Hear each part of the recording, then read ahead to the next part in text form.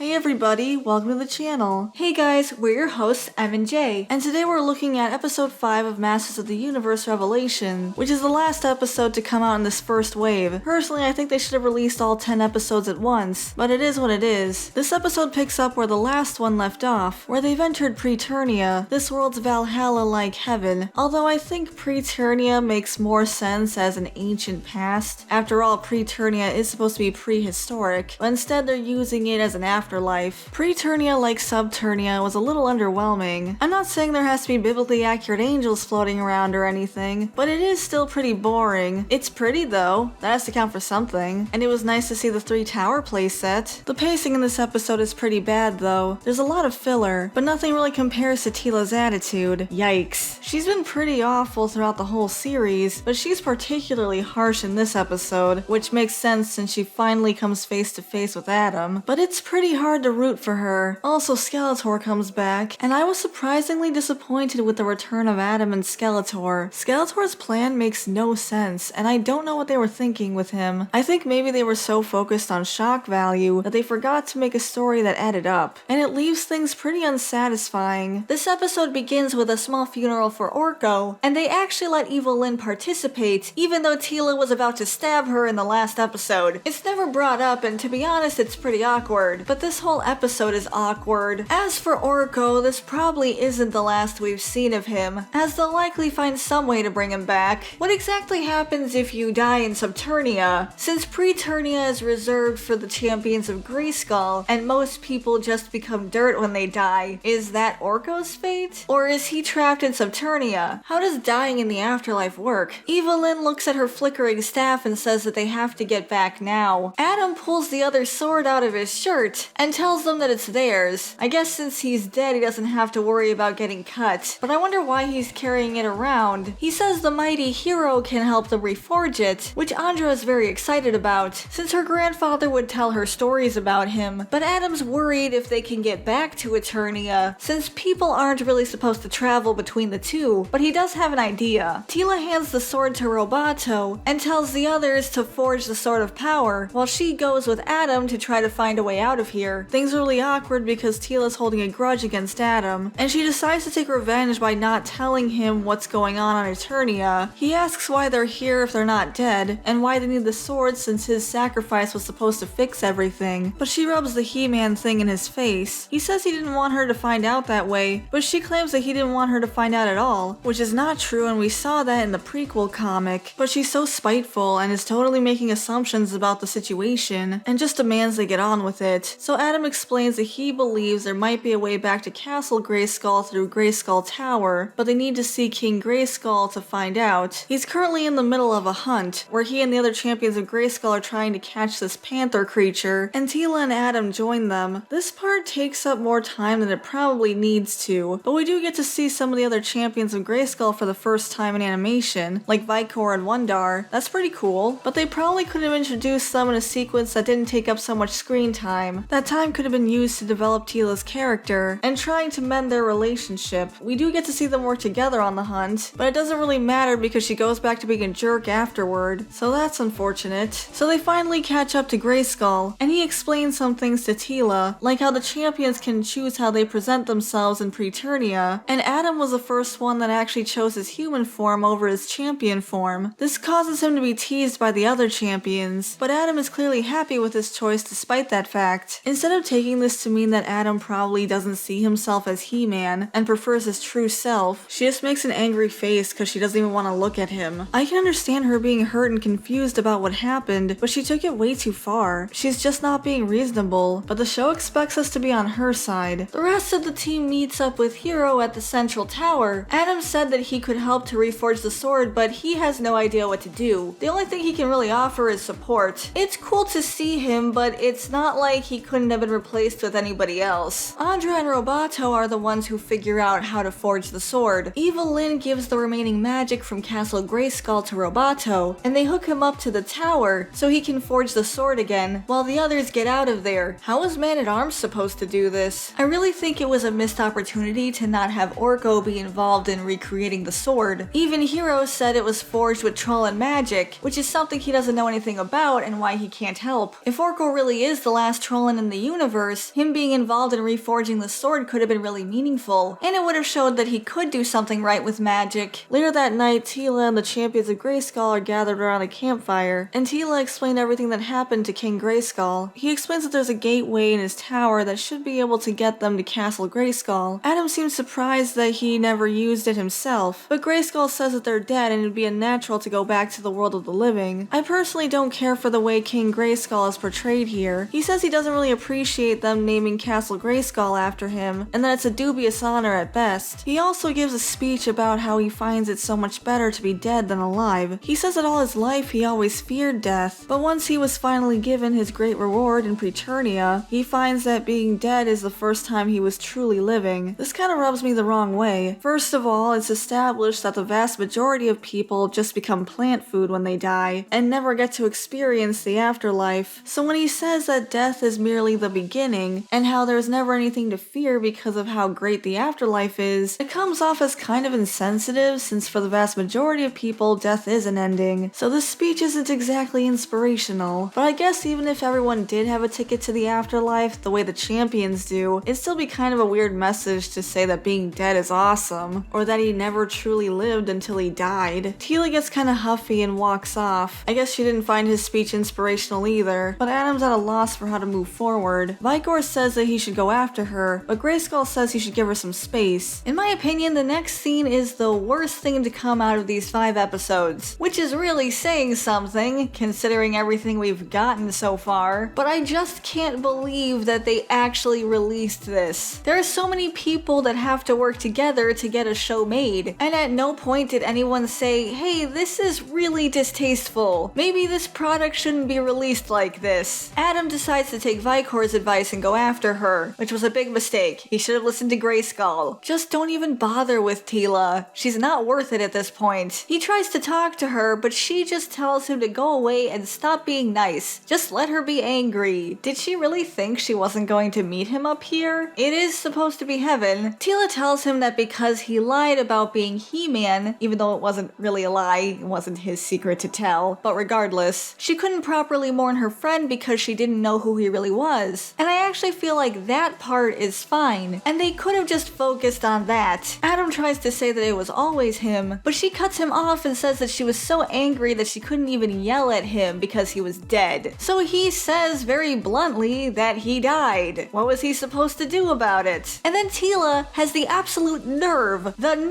to say, and the rest of us had to live with it. Way to make his death all about yourself, Teela. He sacrificed his life to try to save Eternia, and that sacrifice ended up being for nothing, since Eternia is just slowly dying instead of all at once. It's not like he had to make that sacrifice, but he thought it would make a difference. It's not even Teela's emotions that are the problem, it's how she's choosing to handle it. At this point, she's bullying him, telling him that he shouldn't have sacrificed his life because it hurt her specifically. Never mind that they would all be dead right now. That's so selfish and uncaring. She would be so much more sympathetic if she was more mature about the situation. She's the professionally trained captain of the Royal Guard, who was just recently promoted to Man-at-Arms. She might be a good fighter when she decides to not stand around and actually take action, but she's nowhere near emotionally mature enough to be in any kind of leadership position. Adam changes the subject a bit, asking why they need the Sword of Power. He has some suspicions that things might not have gone the way he had hoped, but when he tries to explain what he knows, she stops him, saying she doesn't want to hear it, and says that she just has to get the sword and go back to Eternia. Adam says that he can try to get back to Eternia too, but Teela says that this is paradise and why would he ever leave, and then walks away. He died to save Eternia, and she's not even going to tell him what's become of Eternia after his death. She says knowing would only torture him, but how is this not torture? He knows something is wrong on Eternia, and his best friend is mad at him, but she's just gonna leave and he'll never see her again, leaving their friendship on a bad note. Plus, he'll never know what became of his home. Personally, I would call that that torture. It turns out Moss Man heard everything. Since he died, he's become a forest in Eternia. At least he's got that going for him after his really disappointing death. To be honest, I'm not even sure why he was included in this series. We saw him alive for 2 seconds, he died, and now the only other thing he gets to do is give Adam a speech about death, which isn't very fun. I also think this show is trying to be deep and philosophical, and I just don't think it's working the way they hoped it would. This is Masters of the Universe. Why is it being such a downer? They ended up sucking all the fun out of it, and the lore while they were at it. Mossman talks about how people die and become food for nature. Adam was given paradise because he was a champion of Grayskull, but if he chose to go back to Eternia, he might end up with the same fate as everyone else, and not be able to come back to Eternia, which means that he would have to be at peace with becoming plant food like everybody else, when he eventually dies again. I mean, nobody else gets a choice, so... But it is nice that he's considering giving up his eternal paradise for the sake of everyone else. That's what it means to be a hero, Teela, instead of running off and doing anything for money. Meanwhile, Roboto was working on forging the sword again. He's basically using himself as a conduit, and it's taking a huge toll on him, but he's moving forward anyway. Outside, the others are waiting for him to be finished. Teela and Adam show up, and Adam wants to keep talking to Teela. She's still giving him death glares, but it looks like something's going on inside the tower, so they get distracted by that. Inside, Roboto does end up reforging the sword, and for a moment everything looks good, but then it suddenly explodes. I guess the amount of energy ended up causing a kickback, but a part of me thinks the writers just thought it would be dramatic if Roboto died here. But if they were planning on killing off Orco and Roboto, why not just let Orco make it here too? They could have both forged the sword and then both died here. Instead, they had him face down a villain that was already defeated, and it made Teela look really bad in the process. Apparently, she was totally helpless to stop a villain that she herself defeated to begin with. But they rush in to see Roboto in pieces. Andra tries to tell him that he'll be okay, but Roboto doesn't believe so. He tells Teela to let Man-at-Arms know that he built him better than he thought, because now in his final moments he feels fear. Teela says Duncan can fix him, but Roboto accepts his fate and says that if he can feel fear, then that means he has emotion, so he's not just a machine, he's a miracle. And then he dies. So he died in heaven? Well, that's disappointing. This world's afterlives are pretty underwhelming. I wonder where people go if they die here. Roboto's basically implying that he has a soul. I guess he just disappears. It's not like his metal body can become plant food like mortals. King Grayskull is able to open a portal back to Eternia. Hero gives Teela the reformed Sword of Power. She turns to Adam and says, I guess this is really it, which is such a great goodbye. And then she starts walking to the portal without even giving him a chance to respond. They grew up together. They trained together, fought together, ate together. She's acting like he was secretly working for Skeletor the entire time, just being hurt about being left out of this important part of her best friend's life wouldn't be that big of an issue. But she's so completely over the top with this. It's just unreasonable. Adam stops the group before they can pass through the portal, saying that if he doesn't come along, who's going to call down the power? But Hero stops him, saying that there were champions before him, and there'll be champions after, and he should just stay here in Eternia forever. But Adam says that Roboto and Orco gave their lives for this mission, and he doesn't want anyone else to die. Might I add that he doesn't even know what this mission is, because Teela just refuses to tell him? He says that whatever it is she isn't telling him, they can face together. King Grayskull intervenes, saying that if Adam leaves, there is no coming back. But Adam looks at Teela and says that he'll go wherever she goes. So he's going back, and he has no idea what he's facing. He knows something's wrong, but he also wants to fix his relationship with his friend, which is something Teela isn't even attempting. Teela smiles when he says he's coming back, but she doesn't even say thank you. He's making all the effort here. Adam is the last to step through the portal, and he's immediately attacked by a tech cultist. He doesn't even have a way to defend himself since Teela's still carrying the sword. So Beast Man of all people has to have his back. At least he did something that wasn't simping for Evil Lyn. There's a huge wave of tech cultists attacking the castle, but they're taken care of by Duncan. He says the waves come every few hours, but he's thrilled to see them, and he's shocked to see Adam, as is Cringer, and they have a pretty cute reunion. So Teela finally decides to tell Adam what's going on. It's about time. And he's shocked to see the sorceress in this state, but he doesn't have a lot of time to process this, since he has to say the magic words to fix everything, and time is of the essence. So they head into the inner chamber chamber, and Adam pulls out the sword and says the iconic line, so the magic begins to flow back to Eternia. Even Triclops' cult runs for the hills when they see this. Unfortunately, the writers have to throw one more twist at us. It turns out Skeletor was hiding in Evil Lynn's staff the entire time, biding his time until the right moment to strike, which he does now by impaling Adam just before he was able to transform into He-Man, and he takes the sword for himself. Lynn is shocked to see him, so he starts explaining himself, and I just don't see how his plan adds up. So he gets himself killed, and then hides inside her staff for years, waiting for them to go on this crazy quest across heaven and hell, drag Adam back to Eternia, and then take the sword? Frankly, it's beyond me why he didn't just take the orb to begin with. Instead, he just had to smack it. This all seems way more convoluted than it had to be. It also makes it feel like these past 5 episodes have just been a wild goose chase, since we basically ended up at the same place we were at the end of the first episode, with Skeletor winning over the Masters of the Universe. We went through this whole journey just for Skeletor to get back on top. Adam got brought back to life only to end up inches away from death, and Adam and Teela still haven't had a proper conversation. What was the point of all of this? Now that Skeletor is back, Beastman and Evil Lynn defect to his side. Guess Lynn's back to being a lovesick schoolgirl. Andra says they don't have to do this, but Lynn just ties her up. At least magic is back now. That has to count for something. Andra asks what's wrong with Skeletor. Skeletor doesn't even know who Andra is. Wait, so was he not aware when he was in Evil Lynn's staff? But if that were the case, then how did he know Adam was back and was calling on the power? Was it just that he could sense the magic? Because his whole plan relied on waiting for the right time to strike. Anyway, back to Skeletor and Andra. To answer her question, he says to just look at his face, that it's caused him to be a very lonely man, where no one would have him. So in other words, they're implying that he's evil because he's an incel. What? Where did that come from? Evil Lynn went on and on about how much she adored Skeletor to the point where she threw away her own ambitions to follow him. Then there was also the prequel comic, which claimed that Skeletor was from another planet full of skeleton people like him, so he wasn't unique, or a freak like they're saying here. On top of that, he settled down with one of the women of his species, and they had a child together, so I have no idea where they got this from. It totally contradicts everything that the show and the comic told us. They can't seem to get their story straight. So Skeletor uses a sword to become Skelegod, which was spoiled by the toy line. They couldn't be bothered to make an action figure of Teela, the main character, but they went and spoiled the ending of the first part. Yeah, that makes sense. What a letdown of a show this was. Adam's probably going to survive this, and they basically confirmed he would survive because of all the backlash they got. They had to spoil it. Honestly, I can't say I'm excited to see where all this goes. Not to mention, the crew ended up burning bridges with the fans anyway, despite the fact that the show was supposedly made for the fans to begin with. So that on top of a convoluted plot, characters who act irrationally, and plot points that seem like they're there mostly to manipulate the audience instead of things progressing naturally, this show was just frustrating overall. I had pretty high hopes for it when it was first announced, but it did not deliver, and this definitely wasn't something that the fans have been waiting for 30 years. What a shame, but that's our opinion. What do you guys think? What did you think of Revelation? Let us know in the comments below. We'd love to hear from you. Thanks for watching, we really appreciate it. Before we go, we want to give a shout out to our members: Caleb Nelson, Stutania, Tyrant Carnivore, Adam K, Shiny Orc Boy, The Rabbit Mancer, Hunter Rose, General Bolivar, Depth Charge Media, Samru163, Kopitio Bozinski, Gabby Hime, Sandy Martin, Verdant Range, Butcher7 Actual, Dashhound, Bandito Bane, JBR, Hussyman42, Nixel, and Eric Griffin. Thank you all so much for your support. If you want to become a member, you can hit the join button next to the subscribe button. And if you enjoyed the video, you can leave a like and subscribe to the channel. That helps us out a lot too. And it's free. We also have a Buy Me Coffee if you want to support us that way. Thanks again for watching, and we'll see you in the next episode. Bye everyone. Bye guys.